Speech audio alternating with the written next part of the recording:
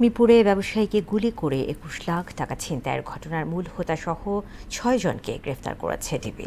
এদের সবাই পেশাদার ডাকাত দলের সদস্য বলে জানান ডিবির যুগ্ম কমিশনার মোহাম্মদ নাসিরুল ইসলাম। এছাড়া তাণ্ডব সিনেমা পাইরেসির দায়ে ৩ জনকে গ্রেফতার করার কথাও জানান তিনি। রেজা খানের রিপোর্ট।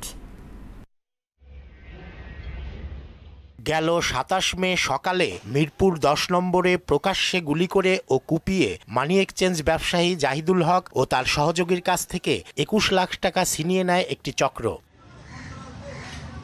পরে সিসিটিভি ফুটেজ ও তথ্য প্রযুক্তির সহায়তায় চক্রের মূল হোতা জলিল মোল্লা সহ ৬ জনকে গ্রেফতার করে ডিবি, যারা সবাই ডাকাত দলের সদস্য। তাদের কাছ থেকে বিদেশি আগ্নেয়াস্ত্র, লুণ্ঠিত টাকা, জাল মুদ্রা, ৩টি মোটরসাইকেল ও একটি হায়েস গাড়ি জব্দ করা হয়।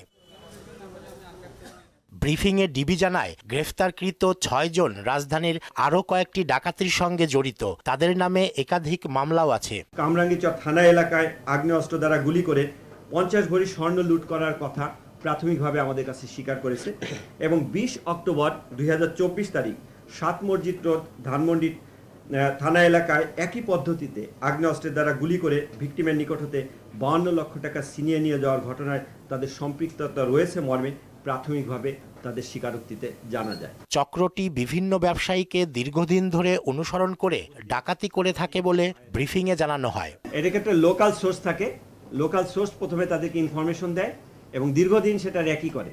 এটার গল্পটা যেটা ওদের কাছে যেটা জিজ্ঞাসা করলাম, কালো ব্যাগ নিয়ে যাওয়া নিয়ে আসা, এটা কয়েকদিন তারা দেখে, দেখার পর তারা দেখে কখন ব্যাগটা মোটা কখন ব্যাগটা চিকন। এ সময় তাণ্ডব সিনেমা পাইরেট করে অনলাইনে ছড়িয়ে দেওয়ার মামলায় ৩ জনকে গ্রেফতার করার কথাও জানান ডিবির যুগ্ম কমিশনার নাসিরুল ইসলাম। যে এজাহার নামে ৩ জন আসামি, ৩ জনকেই আমরা গ্রেফতার করতে সক্ষম হই। যে 3 জন হচ্ছে টিপু সুলতান, সাদি সাদ ওরফে সাগর, যিনি সিনেটিক অনলাইন পোর্টালের মালিক, এবং আরেকজন সাজিদুল ইসলাম। রেজা খান, মোহনা সংবাদ, ঢাকা।